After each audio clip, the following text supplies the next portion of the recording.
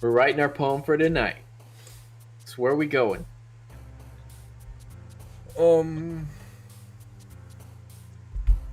um, extreme. Okay. I'm gonna do unrestrained. Uncanny. All right, let's do entropy. Doki Doki. I just have to Okay. put that. Okay. Let's do after image. Um, judgment.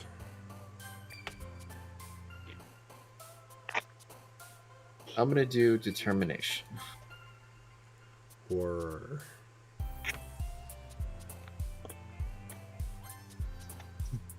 I'm gonna do, let's see, shame.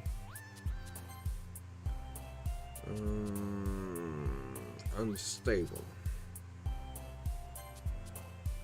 I'm gonna do unending.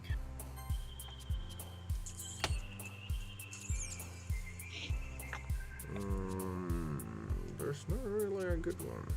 What does vivacious mean? Vivacious? I'm gonna say that's a bad word, but it's a good word for us, so I'm gonna go for it. Yeah. Let's see. I'm gonna do despise. Crimson. No, graveyard. Graveyard. Oh, too late. Yeah. I'm gonna do defeat.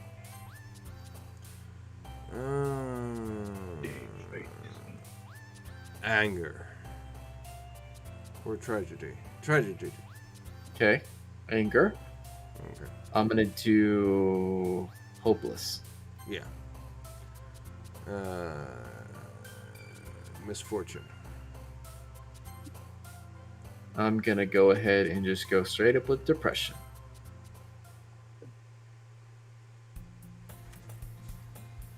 Another day passes and it's time for the club meeting already. I've gotten a little more comfortable here over the past couple of days. Entering the club room, the usual scene greets me. Hi, Dreadnought. Yo, Sayori! Looks like you're in a good mood today. I'm just still not used to you being in the club, that's all. I forgot my voice. I see. That's a pretty simple thing to get you in a good mood. But I guess it's always the simple things that with you anyway. Speaking of which, I'm kind of hungry. Will you come with me to buy a snack? No thanks. Eh? It's not like you at all. I have my reasons. Why don't you take a look at your purse, Sayori? Eh? Why that all of a sudden? No reason, really. I just wanted you to look at it. Sayori nervously retrieves her coin purse. She fumbles with the latch and gets it open. Then turns it upside down and lets its contents spill onto the desk. Only 2 small coins fall out. Yeah, he didn't. I knew it. I can see right through you, Sayori. That's not fair. How did you even know? It's simple. If you had enough money for in the first place, you would have bought a snack before coming to the club room. So either you're not hungry and wanted to take, or you plan to conveniently forget that you spent all your money so that I could lend you some. But there's one more thing. You're always hungry. And so, That only leaves the one option. Huh? I give up. Don't make me feel guilty. If you feel guilty, that means you deserve to feel guilty. The writing in this game is so stupid sometimes. And I have to voice it all too. It's crazy. It's alright. What are you making me do, Dread? You making me, you son of a bitch. You picked the game. It's a good game. It hadn't got good yet though, but it will. Trust me. I trust you. That's why we keep going. Eh? I didn't notice that she was listening in. Her face is in her books as always. Aha! I wasn't listening or anything. It was just something in my book. Yuri, tell Dreadnought to let me borrow some money. Don't get me involved like that, Sayori. Besides, you should only buy what you can responsibly afford. And frankly, after pulling a mischievous little stunt like that, your suffering is fair enough through enough retribution. Did I just... I didn't mean that. I got too absorbed in my book. I really like when you speak your mind, Yuri. Doesn't happen much, but it's the fun side of you. There's no way you could think that. You're right, though. I did something bad. Now I have to accept the... what did she say? The revolution. Yeah. Retribution. And then she said retribution. Mm-hmm. That. Still coming from you, Sayori. I guess there's a little devil inside of us all, isn't there?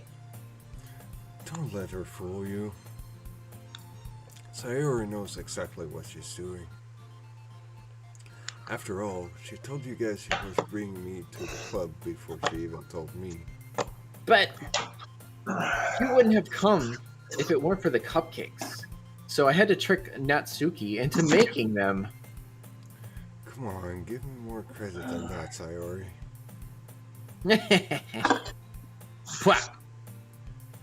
Yeah. Out of nowhere, something smacks Sayori in the face and tumbles onto the desk. Ow. What was... Huh?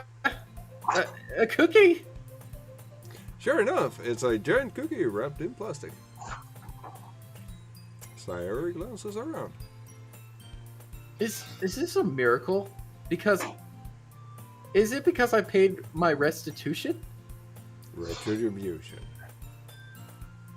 Actually, that one almost worked. I was gonna give it to you, but then I heard you blab about the cupcakes. It was totally worth seeing your reaction. Natsuki, that's so nice of you.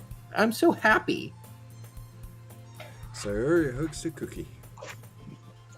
Jeez, just eat it. Sayori rapidly tears open the wrapper and takes a big bite. So good. Sayori suddenly claps her hands over her mouth. I bit my tongue. You're gonna go through a lot over just one cookie. Yours looks really good too, Natsuki. Can I try it? Jeez. Beggars can't be choosers. Yours is chocolate. Why do you think I gave you that one? Fine. Still, I'm really happy that you shared this one with me. Sayori gets out of her seat and goes behind Natsuki, then wraps her arms around her. Ah, jeez. I get it. Cookie still in hand, Natsuki reaches up to nudge Sayori off her. Oh. Sayori suddenly leans down and takes a bite of Natsuki's cookie. Hey! Did you seriously just do that? Mouthful, Sayori trusts away to safety. You and I laugh as well. Jeez, you're such a kid sometimes. Monica, could you tell Sayori? Eh? Natsuki glances around. Monica isn't in the club room. Ugh, where's Monica anyway? Good question. Have any of you heard anything about her being late today? Not me.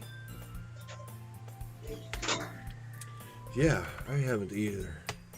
Huh. That's a bit unusual. Hope she's okay. Of course she's okay. She's probably just had something to do today. She's pretty popular after all. Huh? You don't think she has a...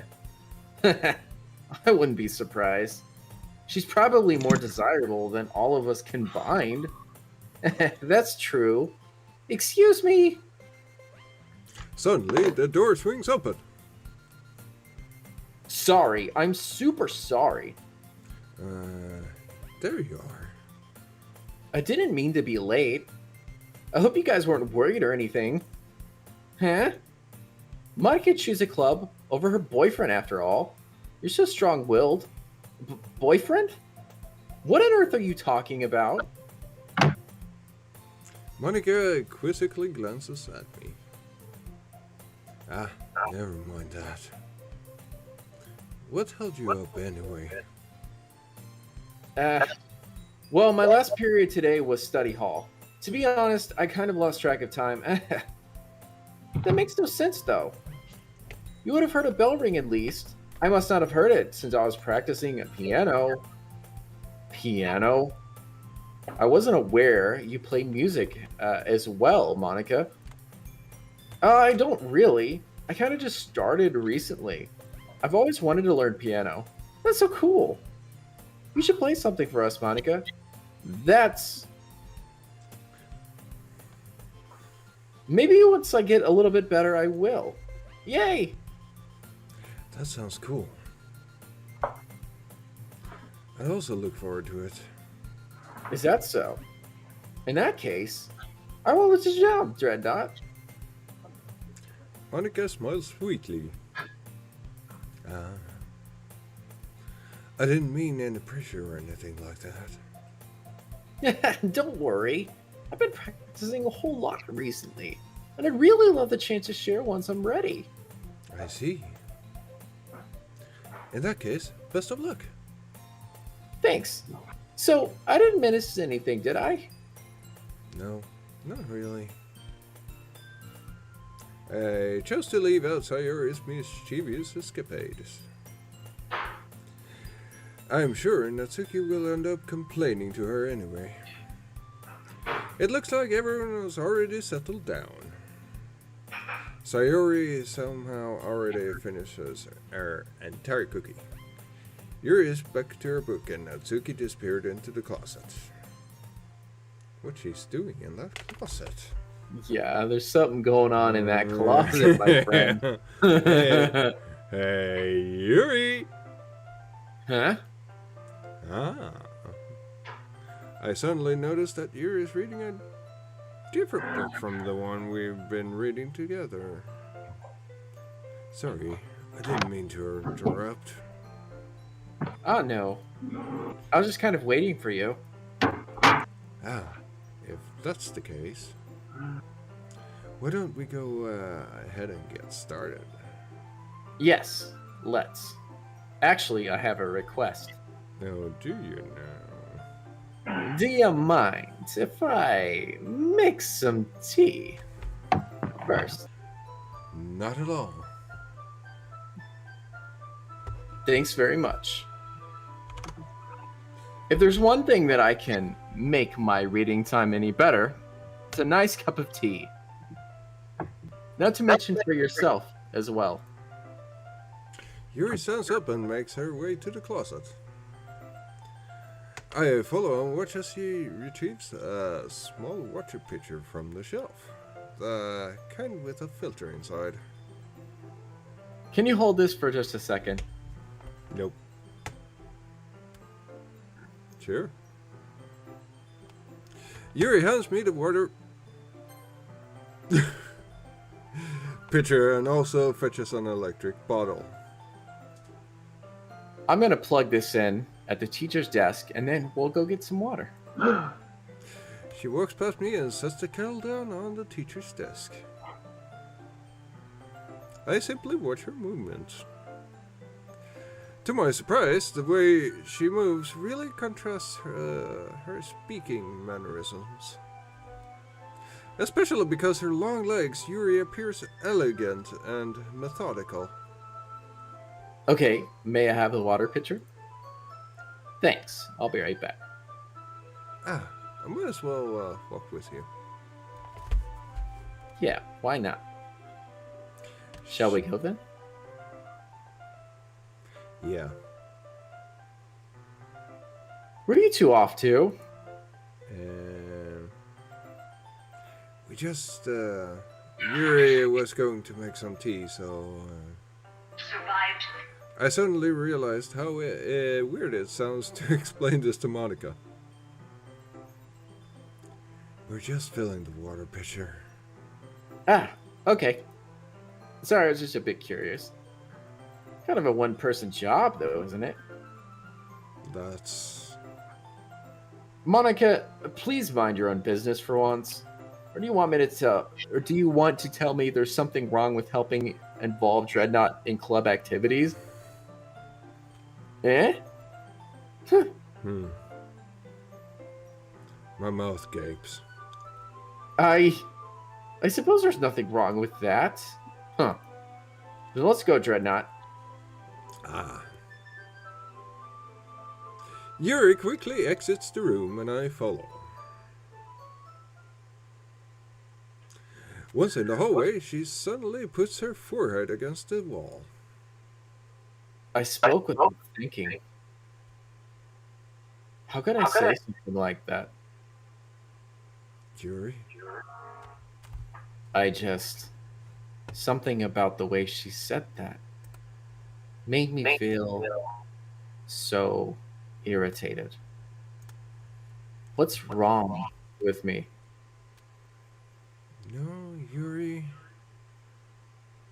I think you did the right thing. I wasn't expecting it, but it's also not right for Monica to judge people like that. Dreadnought, how come, even when I do something bad, you're being nice to me? Because nothing that you do is bad as you make it seem in your head. Please, nobody's perfect. We have emotions and we can't always hide them. But you always amplify things in your head. Your mind turns light rain showers into a hurricane. No. Wouldn't you hate me for something as terrible as that? No. Why would I hate you?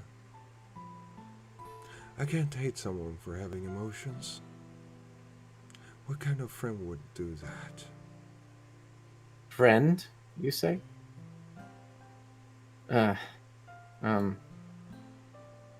Yuri lifts her head. Dreadnought, I really like being friends with you. Thanks, Yuri. I like being friends with you too. I feel kind of awkward saying something like that. But I'm doing my best to help Yuri feel better. Anyway. Yeah. Shall we go? Yeah. Yuri and I walk to the nearest water fountain. Once we fill up the water pitcher, we return to the classroom. Dreadnought, would you like the oolong tea? Yeah.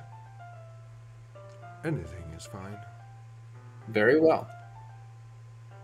Yuri sets the temperature on the kettle to 200 degrees. Now it's time to get the teapot. You really do this properly, don't you? Of course. I shouldn't do any less when I'm making tea for others. Even if I'm not an expert on tea or anything? Uh-huh. In that case, you'll only be even more impressed. Ah, perhaps I will. Yuri fetches tea leaves. To my surprise, she even starts humming a little to herself. You must be in a good mood now. Is that so? I was letting it show, and you noticed I was doing a little bit of thinking, and I decided that I would try expressing myself a little bit more. It turns out it's not very hard for me to do when it's you who's around anyway. Ah, that's great, Yuri. Just don't push yourself too much. You're always worrying about me, Dreadnought. Very endearing. That's... Yuri wasn't kidding. I don't even know it. I watched Yuri pour a cup of tea for each of us. Dreadnought, I have another request. Mind if we sit on the floor today? Huh? Why's that? A little bit easier on my back. I can read with my back against the wall rather than bending over at my desk. Ah, sorry. Didn't realize. No worries. I just have back pain fairly regularly, so I do my best to manage. Is that so? I wonder why that is. It's probably most likely because my Your posture, right? Always hunched over like that while reading. yes, I have terrible reading posture. That's why we should sit on the floor. Fair enough. I'll go ahead and get the book. I retrieved the book from my bag. Ah, I have some chocolate as well. It's a bag of small chocolate candies that I kept hidden from Sayori's candy radar. I take it since it'll go well with the tea. Yuri and I then sit against the wall, teacups at our sides. As if in sync, we assume the same reading position as last time, each holding up one half of the book. Except this time, our bodies are even closer to each other. I can't see too well. Yuri slides closer until our shoulders are touching. How am I supposed to focus on reading like this? Yuri was always kind of cute, but when she's being less apprehensive, it's almost like more than I can handle. Your teacup. Yuri hands me my teacup. Holding it in my hand, that's not holding the book. I end up in a position that makes it even harder to focus. Because now I need to worry about making sure I don't accidentally touch her chest. Meanwhile, Yuri hasn't noticed a single thing. She wears her intense reading expression, and I can only presume the world around her has faded away. However, to focus on reading. After minutes, I finally managed to relax a little. I put the teacup between my legs and I fumble with the chocolate wrapper. Ah, sorry. I briefly let go of the book to finish opening the wrapper. You can have as much as you want. That's okay. I won't take any. Yeah, you sure? Well, if I touch it, then it might get smudges on the pages. You're right. I didn't even think about that. My bad. No need to apologize. I'll hold the book, okay? Are you sure? Of course. Yuri opens the book with both hands. She holds it so that I don't have any harder time of reading from it. But as a result, her left arm is practically resting on top of my leg. Well, in that case, Yuri is almost totally focused on reading again. I take a chocolate candy and pop it into my mouth. And then I take another chocolate. And I hold it up to Yuri.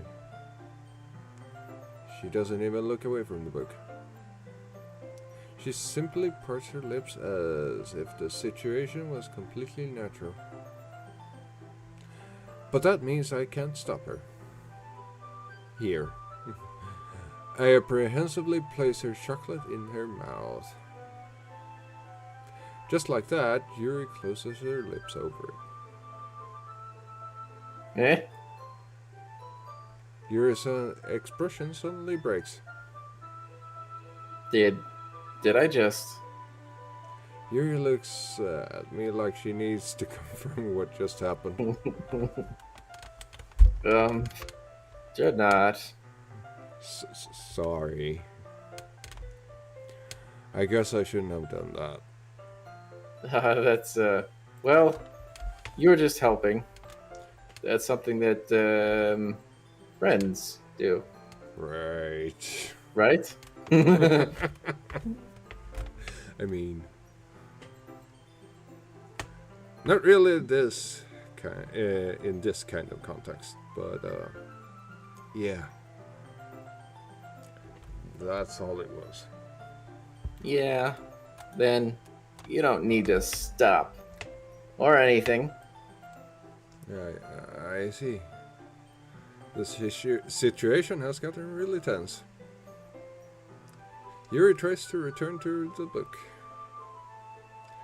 But I can tell just by her expression that even she can't focus now.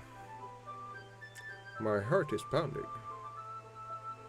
I nervously take another chocolate between my fingers. But this time, Yuri's eyes meet mine.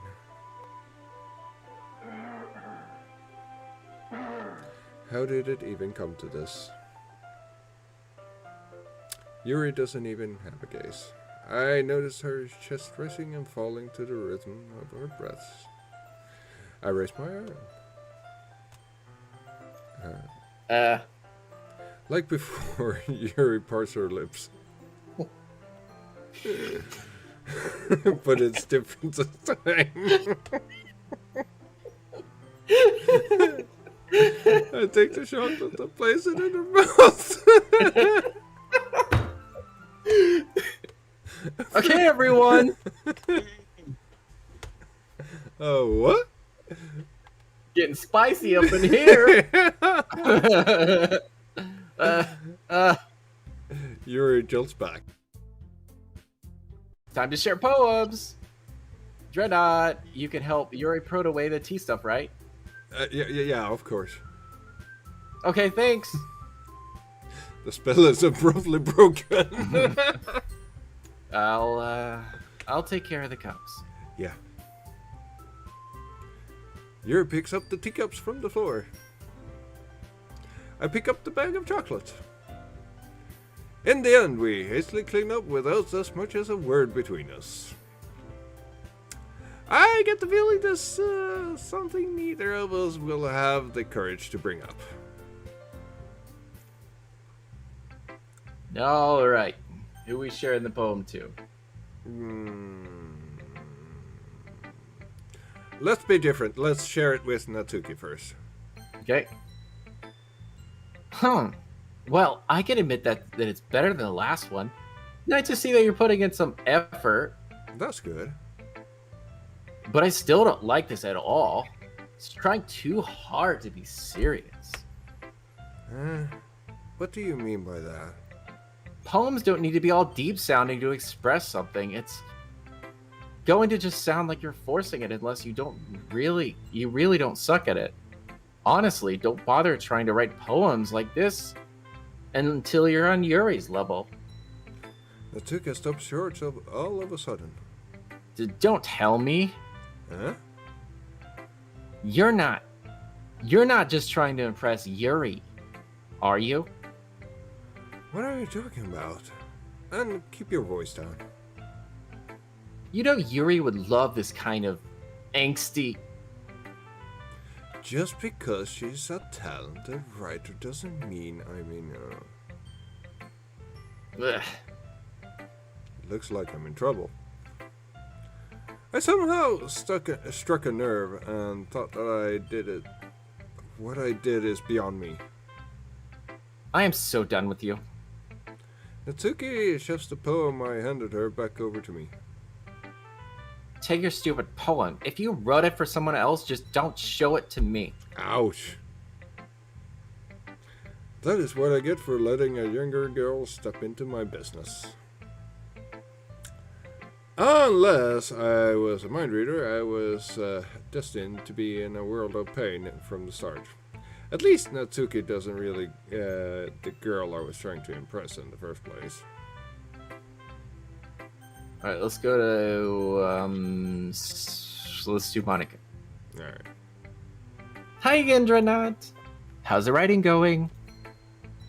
Alright, I guess. I'll take that. As long as it's not going bad, I'm happy that you're applying yourself. Maybe soon you'll come up with a masterpiece. I wouldn't count on that. You never know. Want to share what you wrote for today? Sure, here you go. I give my poem to Monica. All right. This one's good. Feels like you're not only getting more comfortable with your style, but the imagery is better than the last one I read. Just wondering, but what have you been finding inspiration in Yuri's writing style? I guess so. You can't deny that she's talented. Yeah, totally. I think her poems are the most romantic. That's the best way to describe it. She's like a totally different person when she picks up a pen. I noticed that too. When she's talking about literature, it's like a light turns on inside her. If you know a dime.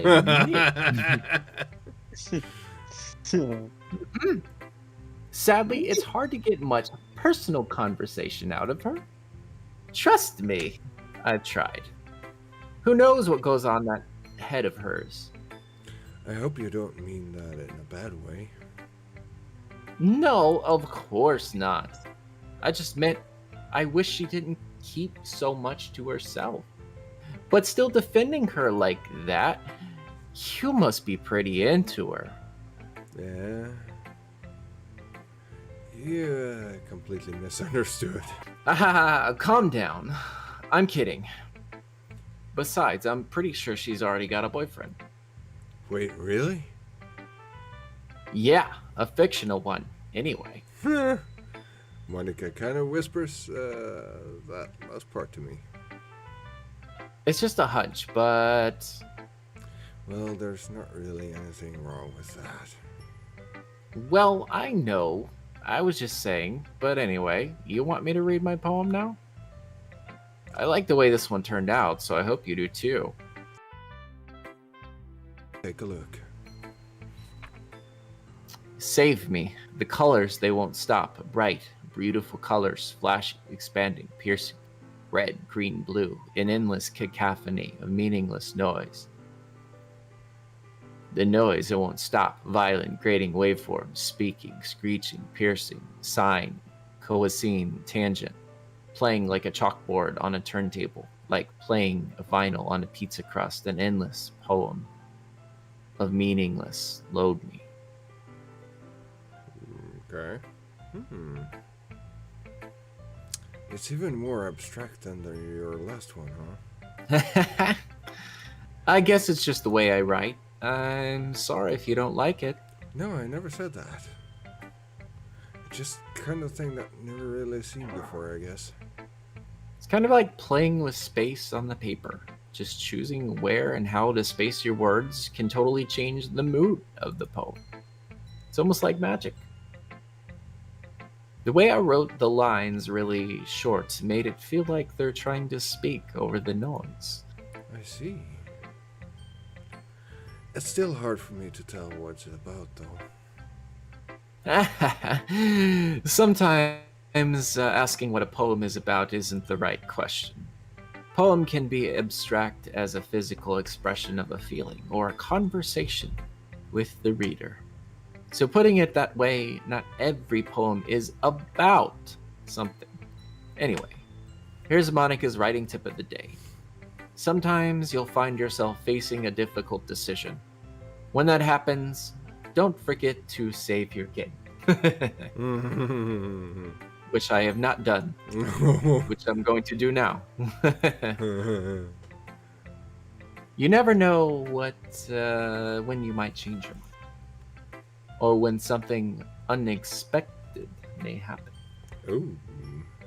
Wait, is this tip even about writing? What am I even talking about? That's my advice for today. Thanks for listening. Your turn. Alright, let's go with Yuri then. Let's see what you've written for today. Yuri stares at Boone with a surprised expression on her face. Do you like it? Dreadnought, this one might be even better than yesterday's. How did you even pick up on this so quickly? Just yesterday, I was telling you the kind of techniques worth practicing. That's why you did a good job explaining. I really wanted to try giving it a more imagery. Yuri visibly swallows. Even her hand appears sweaty. I'm not used to this. Used to what? I don't know. It's fine. Take your time. Yuri breaks and collects her thoughts. I know that Yuri likes to think before she speaks, so I offer that patience to her. Yeah, just being appreciated like this, I guess. Probably sounds really stupid, but seeing someone motivated by my writing, it just makes me really happy. Are you saying you never shared your writing before? Yuri nods. Really? I don't believe it. I really only write for myself, and besides, people would just laugh at me. Do you really think that? Again, Yuri nods. Huh? Even your close friends? Yuri doesn't respond to that. I wonder why. Anyway, do you want to share the poem you wrote today? Yeah, I do. If it's with you.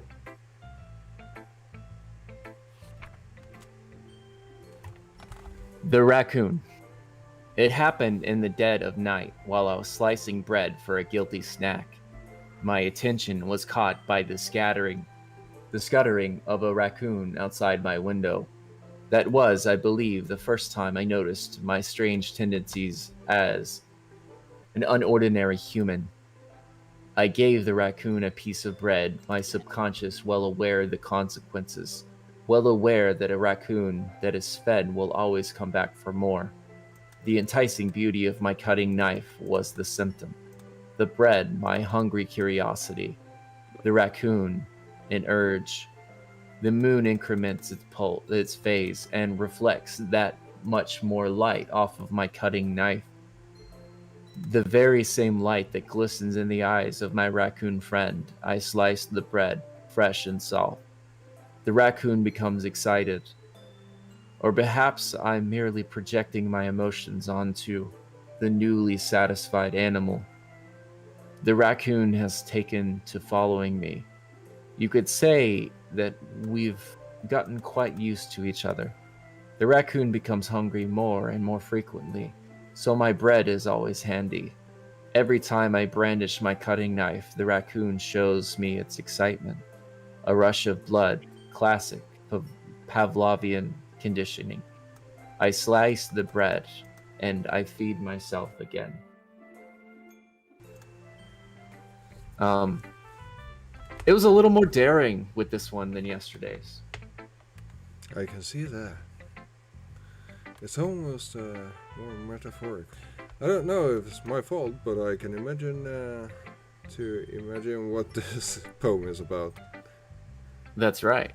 It's a bit closer to my preferred writing style, using the poem as a canvas to express vivid imagery and conveying emotions through them. Yeah, I take it at face value. Then I can even figure out what it's supposed to mean. Well, I think it's something that different people can relate to in their own way.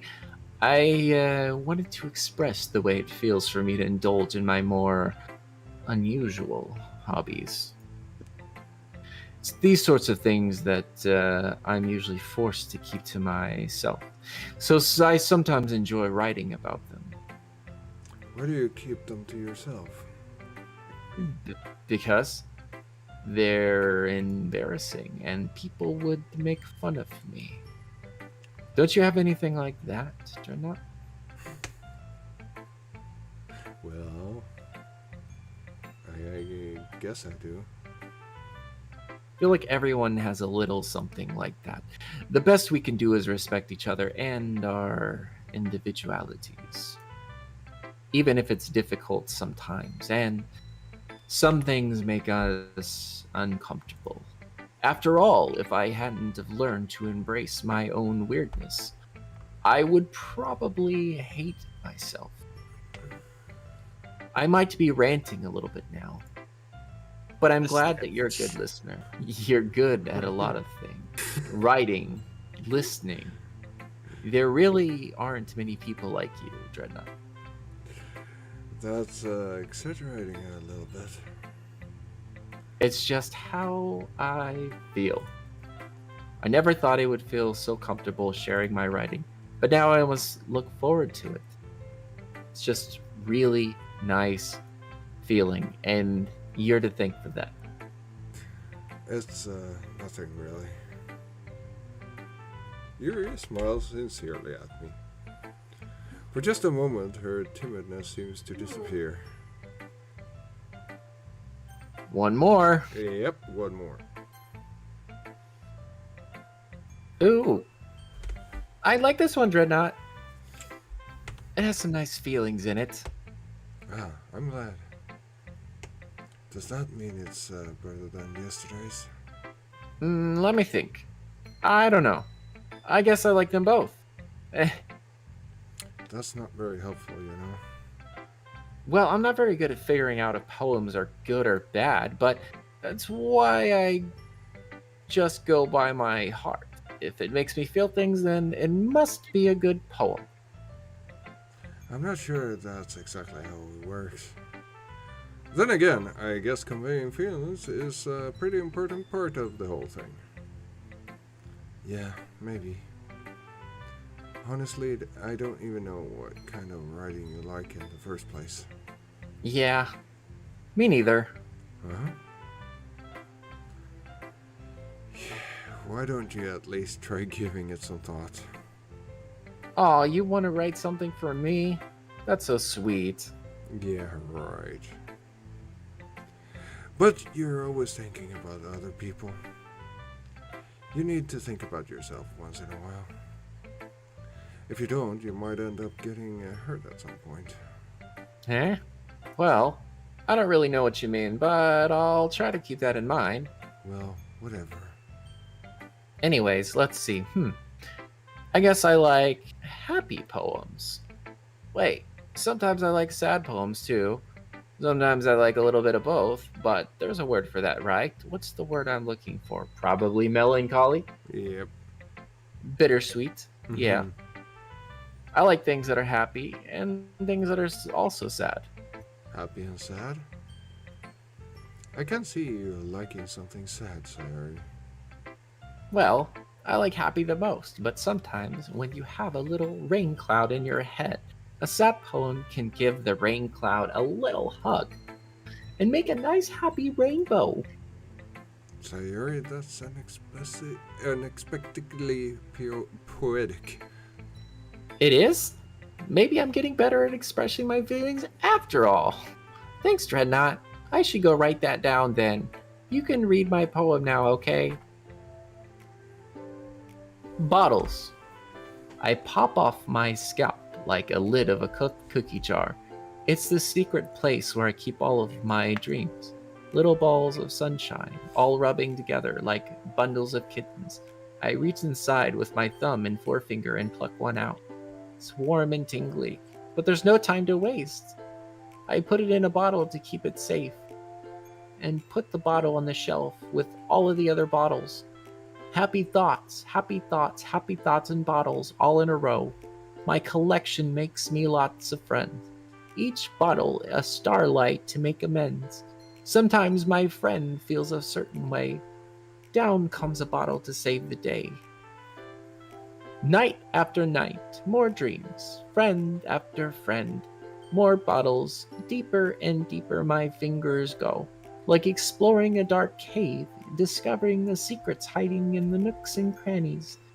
Digging and digging, scraping and scraping, I blow dust off my bottle caps. It doesn't feel like time elapsed. My empty shelf could use some more. My friends look through my locked front door. Finally all done, I open up and in come my friends. And they come in such a hurry. Do they want my bottles that much? I frantically pull them from the shelf, one after the other, holding them out to each and every friend, each and every bottle. But every time I let one go, it shatters against the tile between my feet. Happy thoughts, happy thoughts, happy thoughts and shards all over the floor. They were supposed to be for my friends. My friends who aren't smiling. They're all shouting, pleading something. But all I hear is echo, echo, echo, echo, echo inside my head. Holy crap. Sorry, did you really write this? Of course I did. Didn't I tell you yesterday I was going to write the best poem ever? Yeah, but...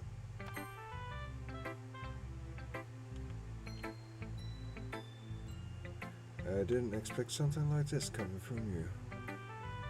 Monica taught me a whole lot. I've been really in touch with my feelings recently. I see that. It's almost kind of creepy. Creepy? Well, not exactly. Maybe because I'm so used to you being so cheerful. Well, never mind. I'm thinking too hard about it. The point is, it came out good, so you should be proud of that. Aw, thanks. I feel like it was meant to express myself this way. Even if it helps me understand my own feelings a little bit better. Writing is like magic. You've gotten pretty passionate about this, huh? I hope you keep it up. Yeah, writing's the best. I'm gonna keep writing until I die. Don't get ahead of yourself. Sayori always had a habit of getting obsessed with something before dropping it no more than a week later. I wonder if this one's one of those times. But seeing the passion in her eyes makes it hard for me to be pessimistic. Okay, everyone, we're all done reading each other's poems, right? I have something extra planned for today, so if everyone could come sit in the front of the room. Is this about the festival? Well, sort of. Do we really have to do something for the festival? It's not like we can put together anything good in just a few days. We'll just end up embarrassing ourselves instead of getting any new members. That's a concern of mine as well. I don't really do well with the last minute preparations. Don't worry so much. We're going to keep it simple, okay? We don't need much more than a few decorations. Sayori has been working on posters and I've designed pamphlets so we can give out during the event. Okay, that's great and all, but that doesn't tell us what we're actually going to be doing for the event. Sorry, I thought you heard about it already. We're gonna be performing. Performing? Huh. Monica. Yeah, we're gonna have a poetry performance. Each of us are going to choose a poem and recite it during the event. But the cool part is, we're also gonna let anyone else come up and recite poems too. So you're always putting it all on the posters in case anyone wants to prepare ahead of time. Sayori has been coloring a poster, holds it up for us to see. Are you kidding me, Monica? You didn't already start putting the posters up, did you? Well, I did. You really thought that was that bad of an idea? Well, no. I didn't think it was a bad idea, but I didn't sign up for this, you know. There's no way I'm going to be performing in front of a group of people like that. I agree with Natsuki. I could never, in my life, do something like that. Imagining it, Yuri shakes her head in fear. Guys, no, Sayori. I understand where they're coming from. Remember that Natsuki and Yuri had never shared their poems with anyone until a couple of days ago. It's a lot to ask for them to recite their poems out loud to a whole room full of people. I guess I kind of overlooked that. I'm so sorry. But I still think we should give it our best. We're the only ones responsible for the fate of this club, and if we start the event and each put on a good performance, then we will inspire others to do the same. And the more people who perform, the better we'll be able to show everyone what literature is all about. Yeah! It's about expressing your feelings, feeling intimate with yourself, finding new horizons, and having fun. That's right. It's those reasons that we're all in this club today. Don't you want to share that with others?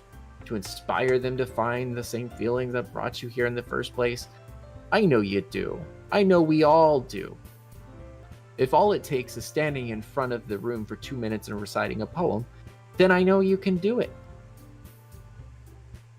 Natsuki and Yuri remain silent.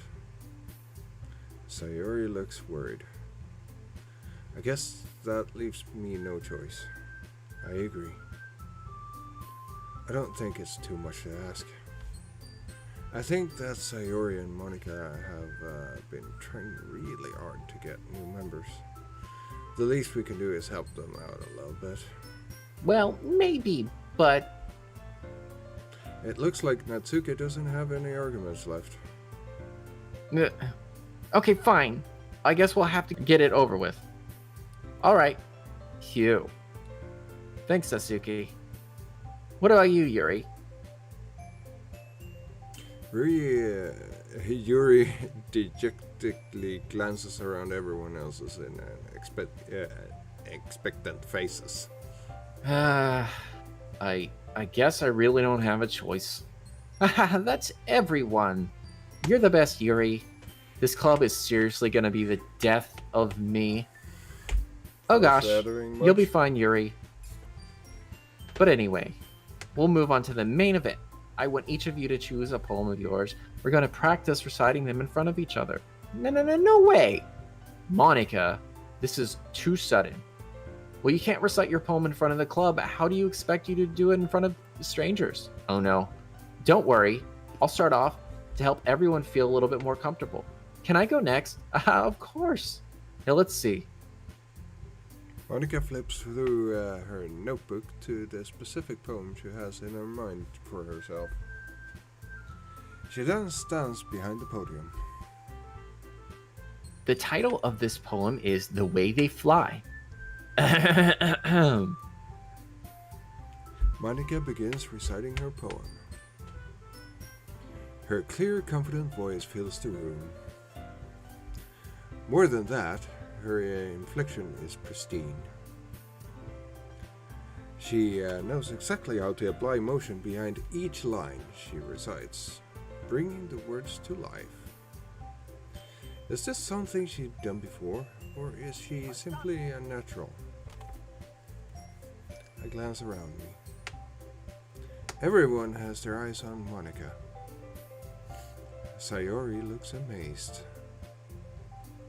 Yuri has an intense expression on her face that I don't understand. Finally, Monica finished her recitation. The four of us applaud. Monica takes a breath and smiles. That was so good, Monica. Thank you very much. I was just hoping to set a good example. Are you ready to go next, Sayori? I'll go next. What? Yuri's fired up all of a sudden. Yuri clutches a sheet of paper between her hands and stands up. Keeping her head down, she walks quickly over to the podium. This poem is called...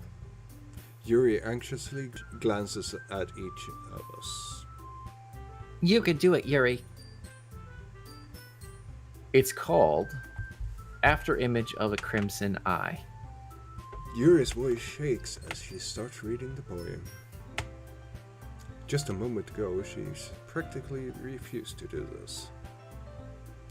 Why is she suddenly putting in so much effort?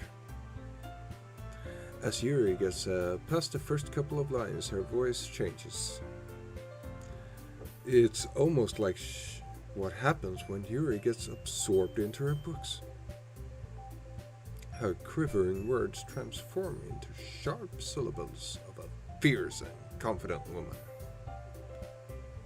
The poem is full of twists and turns in its structure that she enunciates with perfect timing. Which I failed. You got it. This must be a rare glimpse into the whirling fire Yuri keeps concealed inside her head. Suddenly, she's finished. Everyone is stunned. Yuri snaps back into reality and glances around her, as if she bewildered even herself.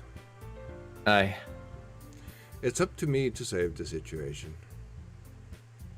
I'm the first to start applauding. Everyone joins me afterward and gives Yuri the recognition she deserves. It's not that she didn't want to applaud for her, but we caught so off guard that we must have forgotten. As we applaud, Yuri holds the poem to her chest and rushes back to... Yuri, that was really good. Thank you for sharing.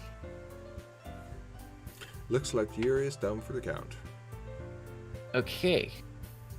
I guess I'm next then. Sayori hops out of her chair and cheerfully walks to the podium. This one's called My Meadow. Ahaha. Sorry, I giggled. Hehehe. Sayori. It's a lot harder than I thought. How'd you guys do it so easily? Try not to think of it while you're reciting to other people. Imagine you're reciting it to yourself, like in front of a mirror or your own head. It's your poem, so it'll come out the best that way. I see. Okay then. Sayori begins her poem. Somehow it feels like her soft voice was made as a perfect match. The poem isn't aimlessly cheery like Sayori is. It's serene and bittersweet. If I were to read this on paper, I probably wouldn't think much of it. But hearing it come from Sayori's voice almost gives it a whole new meaning. Maybe this is what Sayori meant when she said that she likes my poems. It's like I got to reach more deeply into someone. I thought I knew, and thought. Yeah, through and through. Sayori finishes, and we applaud. I did it. Good job, Sayori. Even Dreadnought liked it. So I guess that's a good sign. What does that even mean? Came out nicely, Sayori. The atmosphere of the poem fits you really nicely, but it might be that other poems wouldn't work quite as well with that kind of delivery. I don't really understand. In other words, I've seen poems of yours where that sort of gentle delivery wouldn't work as well. They might need a little more force behind them, depending on what you're reading. Oh, I know what you mean. I've been practicing that kind of thing. It's just embarrassing to do in front of people, in front of everyone. The next time, I'm gonna make you pick a poem that challenges you a little bit more. We don't have much time before the festival, you know. Okay. Now who's next? Natsuki? Don't make me go before Dreadnought. It's not like I can compare to you guys anyway. Might as well just let Dreadnought lower everyone's standards a little bit before I have to do it. Natsuki. It's fine. It's fine. I might as well get it over with. But it's not like I have as much of a selection of what to read. I'll just have to go with what I wrote for today. I stand up and step in front of the podium. Everyone has their eye on me and making me kind of feel terribly awkward. I recite my poem. Since I'm not exactly confident in my own writing, it's hard to put energy into it. Despite that, once I finish, I receive applause anyway. Sorry, not really good as everyone else. Don't worry about it so much. I think it's less about your abilities and more about your lack of confidence in your writing. It's something that will improve over time, though. Yeah, maybe. Alright then. Just leaves you, Natsuki. Yeah, I'm going. Natsuki begrudgingly gets out of her seat and makes her way to the podium. The poem is called... Why are you all looking at me? Because you're still presenting. Anyway, the poem is called Jump. Natsuki takes a breath. Once she starts reciting the poem, her sour attitude disappears a little. While she is still a little unenthused, her poem has a rhythm and something. A rhythm and rhyme to it. It's Natsuki's trademark style and it works surprisingly well when spoken aloud. The words feel like they bounce up and down as if giving life to the poem. Natsuki finishes and everyone applauds. She huffs back to her seat. That wasn't so bad, was it? Easy for you to say. You better not make me do that again.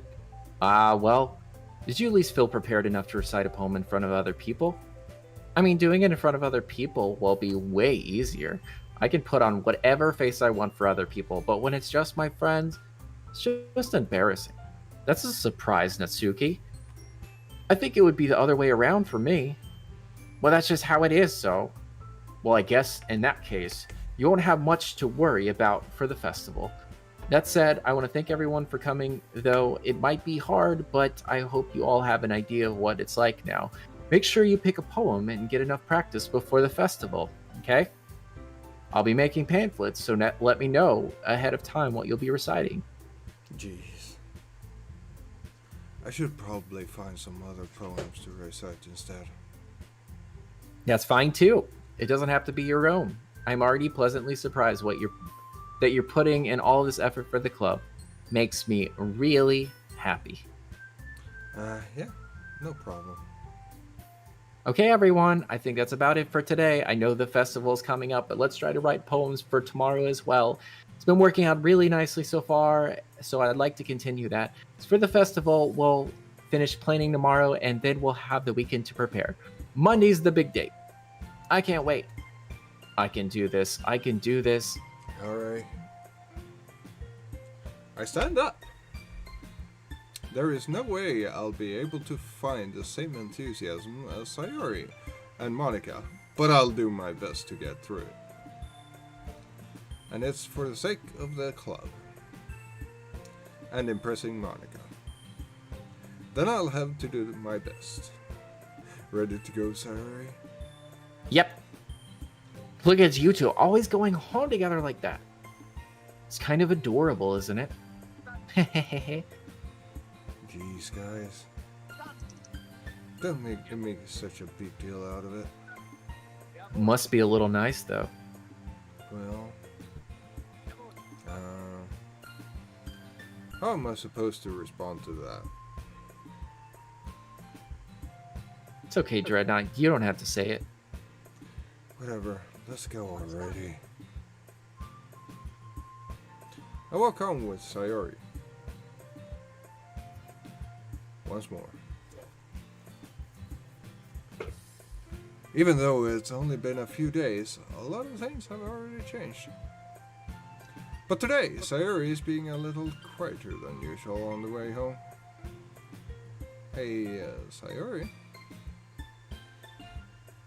Sorry, I was spacing out. No wonder. I was thinking about something from earlier. I like how we get to... Sayori fumbles with her words. So let's just say that one day Yuri asked to walk home with you. Huh? What would you do? What kind of question is that? You're kind of putting me on the spot here.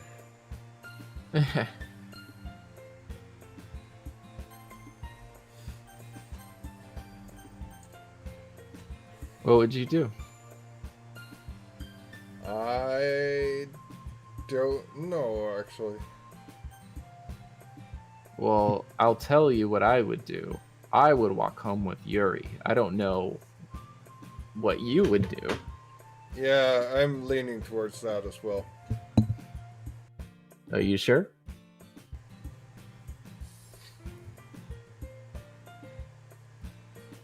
Okay, well, we'll go with this option then. I mean, it's not like me and Yuri would have to walk home every single day, unless... Yeah, anyway. Mm-hmm. Yeah. I get your reasoning. Yeah. We'll just go with that. All right. Walking home with Yuri, huh? Why does the thought of that make my heart pound? I mean... Given how hard it is for her to socialize, I would feel awful turning her down, so...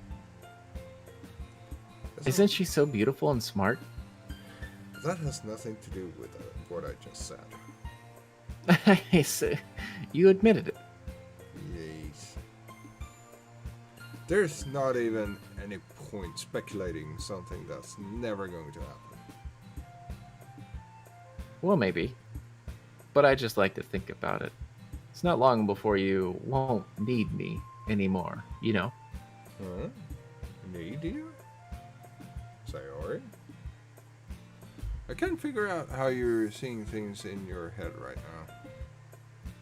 Sorry. Everyone is different. Nobody is in the club is a replacement for you. You say so. The conversation trails off, and I'm left feeling awkward.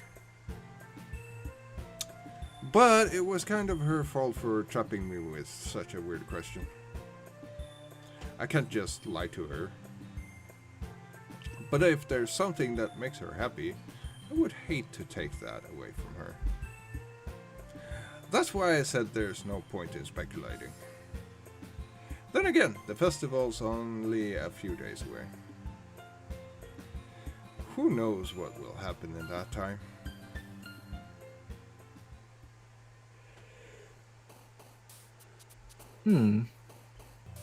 Tragedy.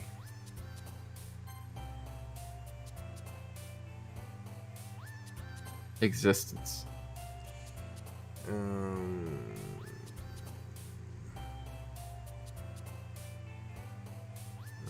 Unrequited?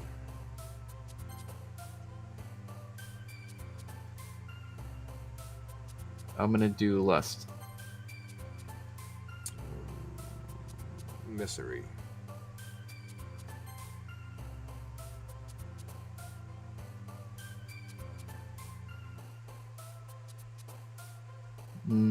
Your turn.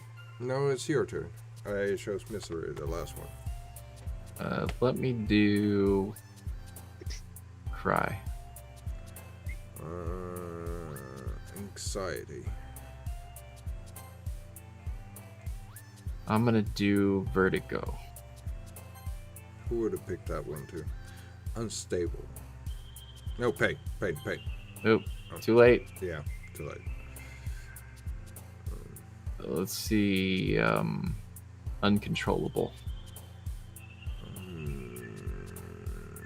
Frightening.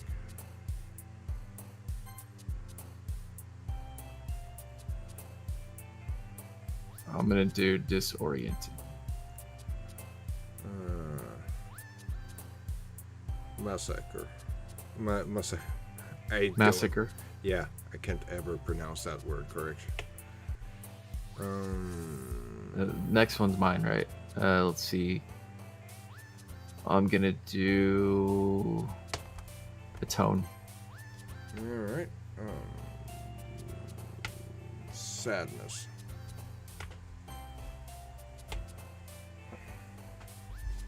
I'm gonna do fickle.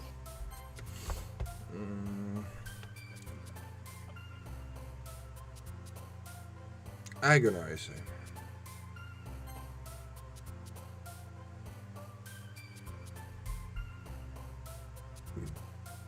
I'm gonna go with fantasy.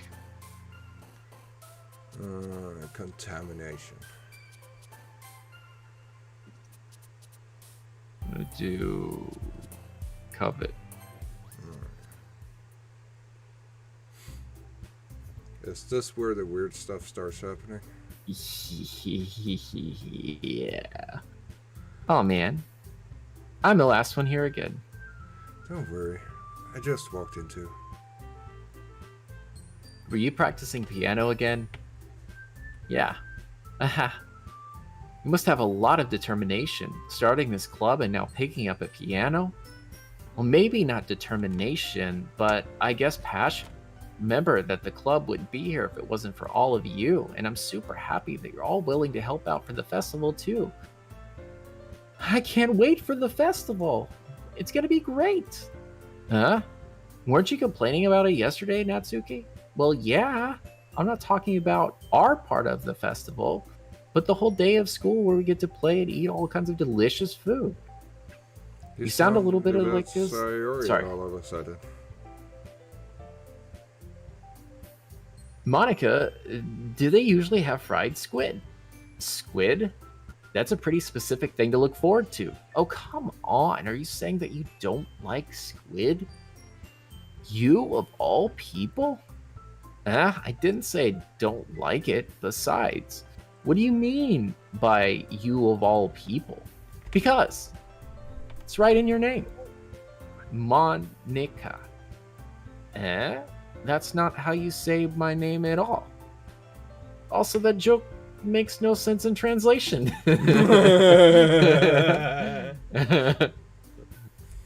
Huh? Never mind. Let's just focus on our own events for now, okay? Fine. Your reactions aren't as fun as Yuri's or Sayori's anyway. Excuse me. Where is Sayori anyway? Oh, there you are. Sayori is sitting at a desk in the corner of the room, looking down at nothing. I'll walk over to her. Hey, Sayori. I wave my hand in front of her. You're spacing out again. Sorry. Don't mind me. You can go talk to everyone else. Huh? Is everything alright? Of course. Why wouldn't it be? It just feels like you're a little bit off. Sorry for assuming things. Geez, you worry too much about me. I'm fine. See? Sayori shows me a big smile. Don't let me distract you from having fun with everyone. Well, alright. If you say so. I weirdly glance over at Sayori before turning back towards everyone else. But the conversation has already dispersed, with everyone back at the usual activities. Maybe I should ask Monica if she noticed anything about Sayori recently. Since they're been preparing for the festival, they must have been spending a lot of time together. I timidly approach Monica, who is shuffling through some papers at her desk. Dreadnought, what's up? Hey, this might sound a little strange, but have you noticed anything is up with Sayuri recently? Anything up with her? In what way do you mean? Maybe I'm reading, but she seems a bit downcast today. Oh, you think so? Can't say I've noticed anything about her. Monica peers across the room at Sayuri, who is idly dragging a rubber eraser up and down her desk. Maybe there is something on her mind.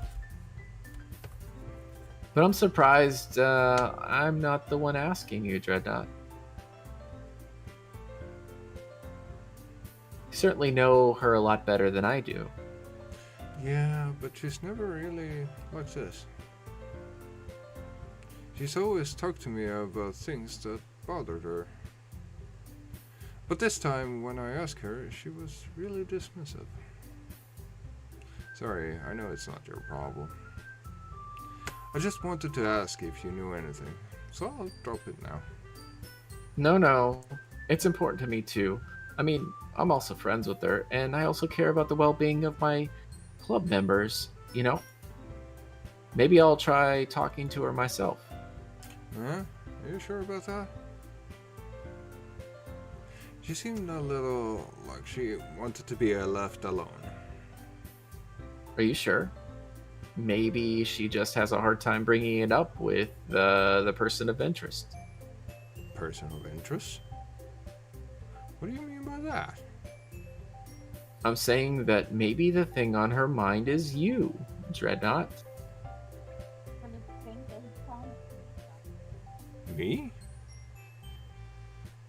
How on earth would you come to that conclusion? Well, I probably shouldn't say too much, but Siri talks about you more than anything else, you know. Huh? She's been so much happier ever since you joined the club.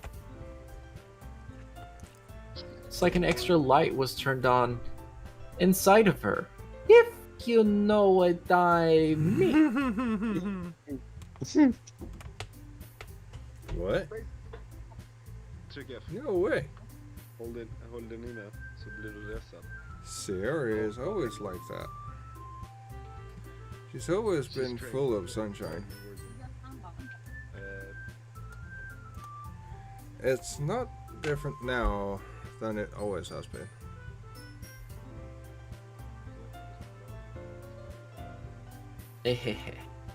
You're so funny, Dreadnought. Have you thought that maybe you've always seen her as so cheerful? Because that's just how she is when she's around you. I said too much. I'm sorry. What do I know anyway? I didn't mean to jump to conclusions, so you should just forget about what I said. I'll try to talk to her, so try not to think about it for now. Right.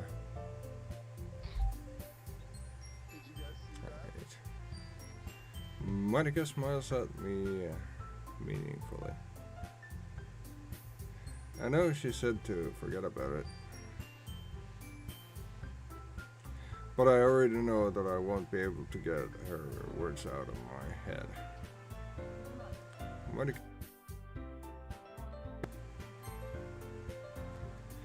and walks across the room to where Sayori is sitting.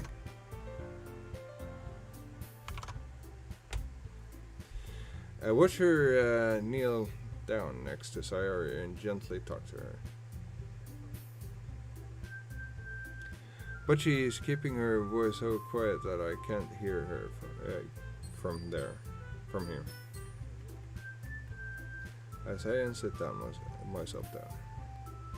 I know Sayori told me not to worry about her, and I have to have fun with everyone else.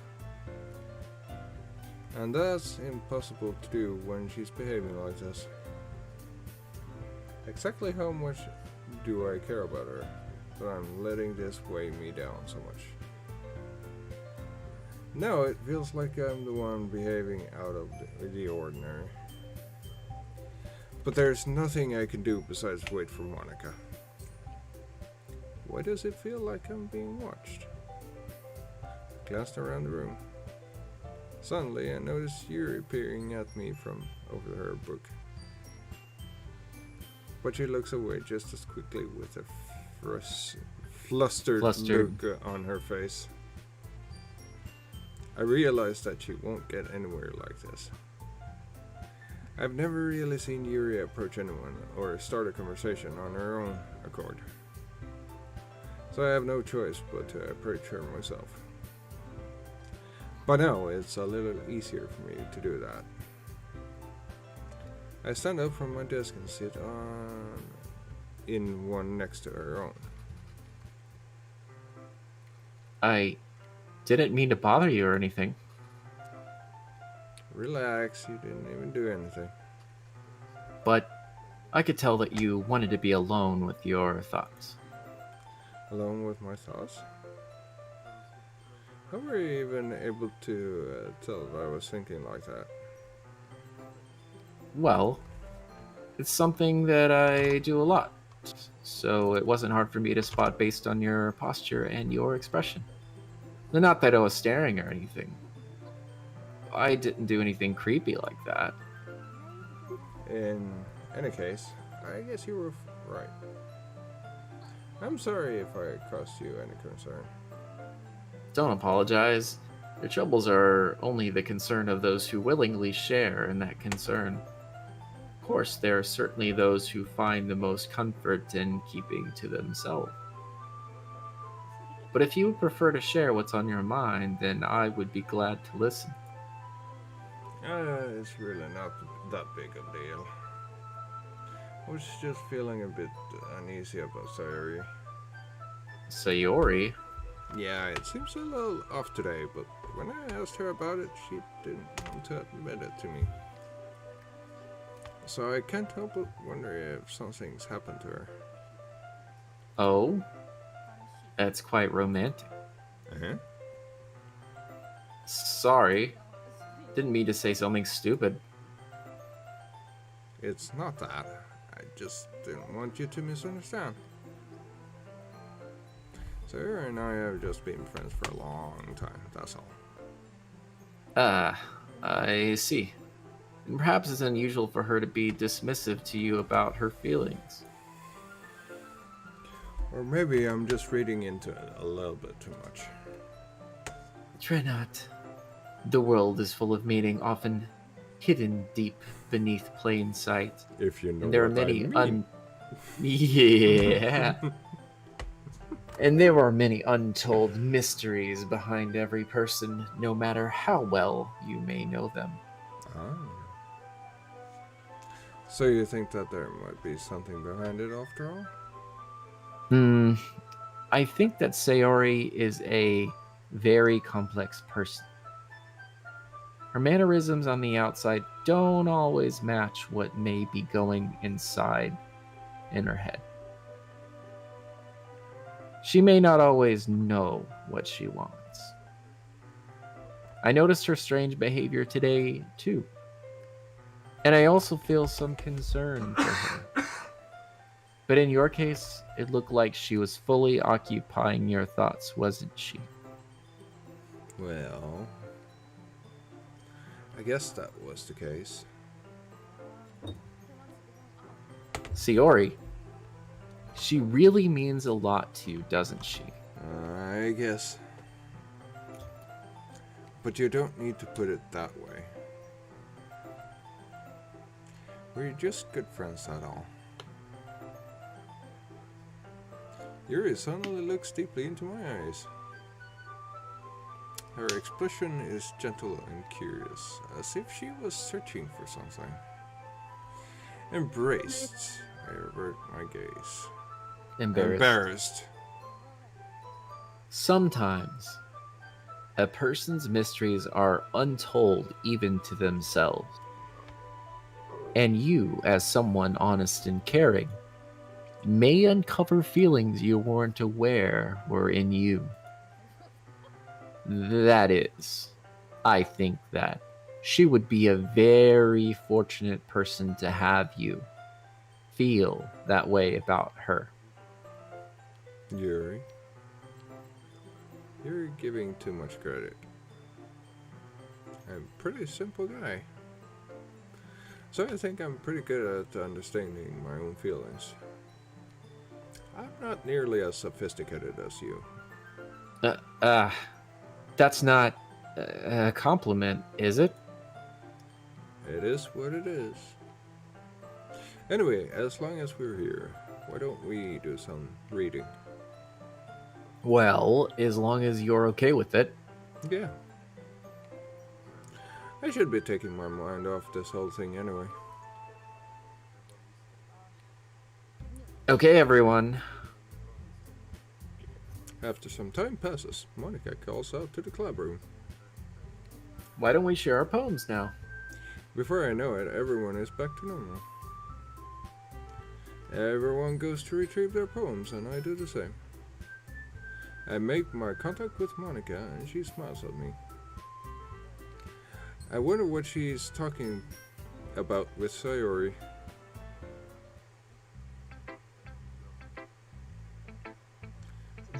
Who should I show my poem to first?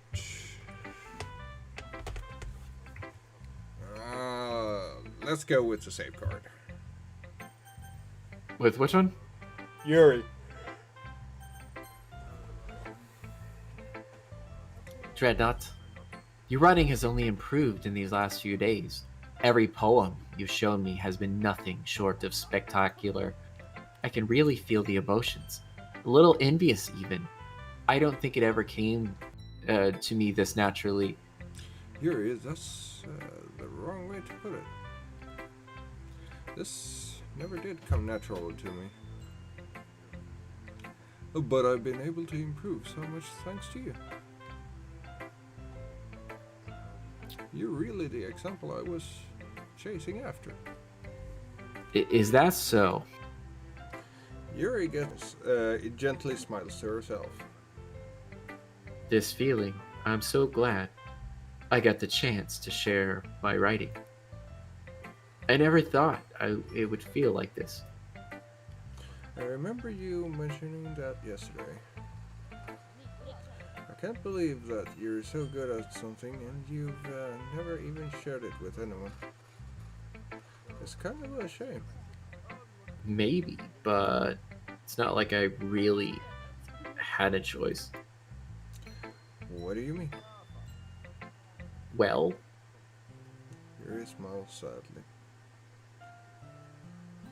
Dreadnought, during lunchtime I eat by myself. Did you know that? It's a great time to find a quiet spot and do some reading. In fact, I always have books with me. You could say I really enjoy reading. Well, that's one way to put it, anyway. But books are full of amazing and inspiring people.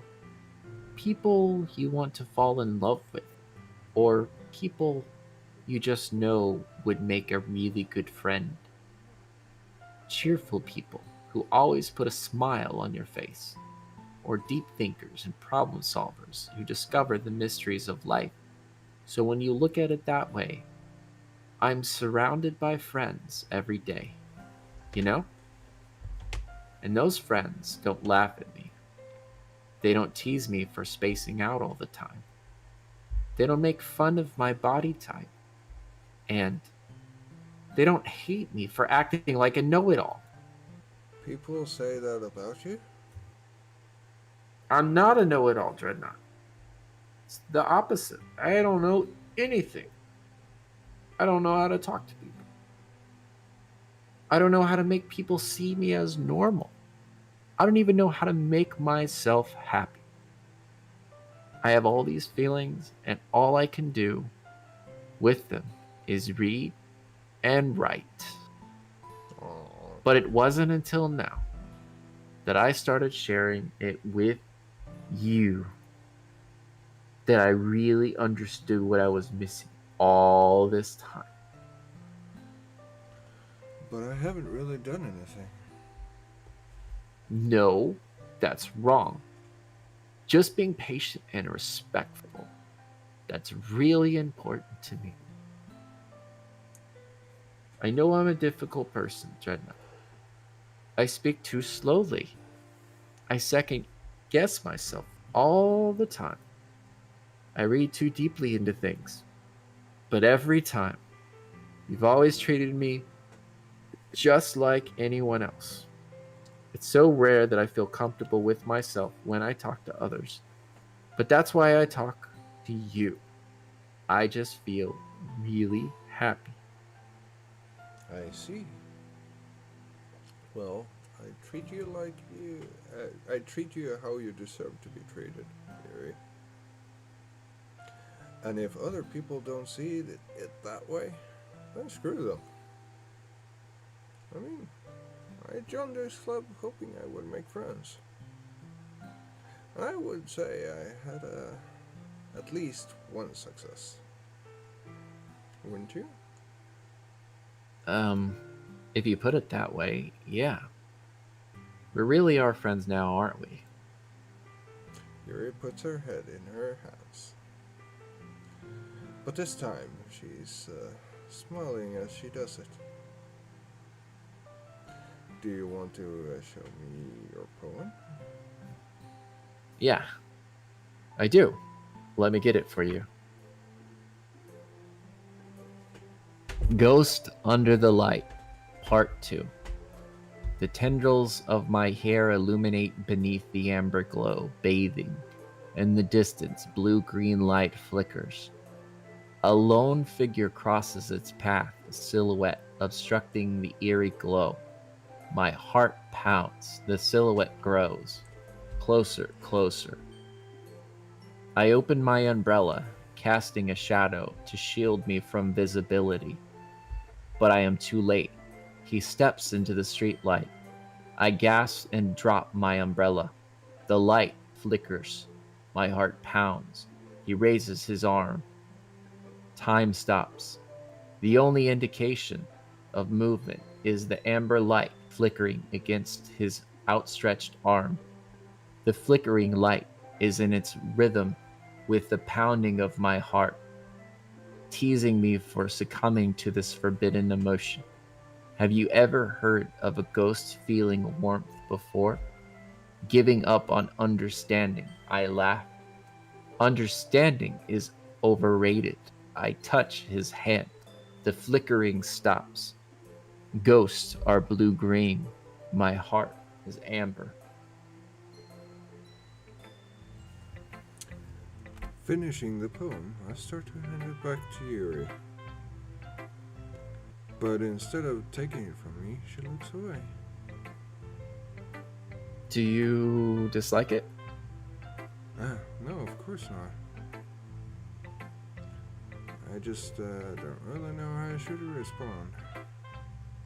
Despite Yuri's poems usually being cryptic, it wasn't hard to figure out what one was about. I don't know if I'll be able to explain this one. That's fine. I understand this one. Yuri is having an even harder time speaking than usual. Does this one mean a lot to you?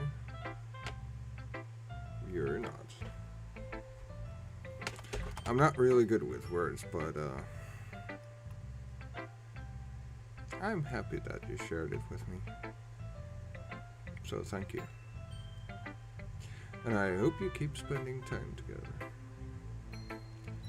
Despite my inability to make eye contact, I see a faint smile emerge on your lips.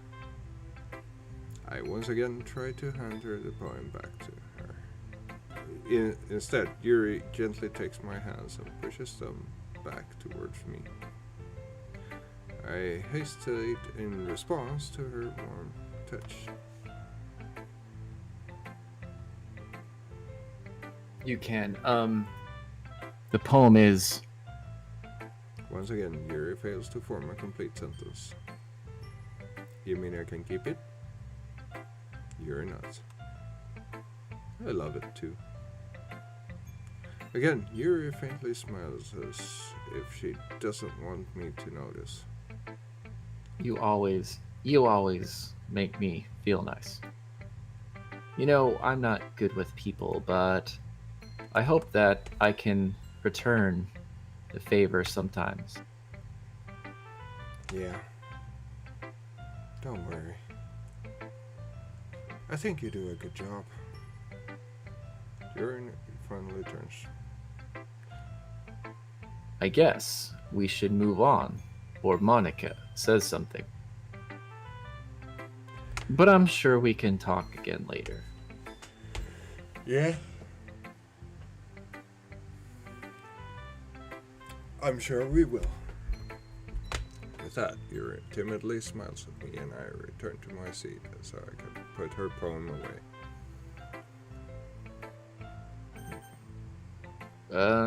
Let's do Sayori. Let's do that one. It's nice, I guess. Come on. I can already tell you don't like it. Well, you don't need me to worry. You don't need to worry about what I think. After all, you wrote this for someone else, didn't you? Probably Yuri. Huh? I didn't write this for anyone specifically. Maybe. It's not really what I meant, though. But it's okay. You're making new friends, just like I was hoping. Makes me really happy. And you're happy too, right? In this club? Well, of course I am. Good. It's all that matters to me. Thank you, Dreadnought. Sayori? Is there something wrong? Huh? No, nothing. I'm just a little tired today. Alright. Just tell me if you need anything. I will. Don't worry about me, okay? You can go play with everyone else now. If you insist. Yay. I'm gonna go home a little bit early today. Sorry. Tell Monica I wasn't feeling well, okay? I'll see you tomorrow. Before I can say anything else, Sayori cheerfully walks out of the classroom, humming to herself. Yeah, that's gonna be it. Don't forget to leave a thumbs up or whatever you feel like doing. I'll see you in the next video. Bye bye. Bye-bye.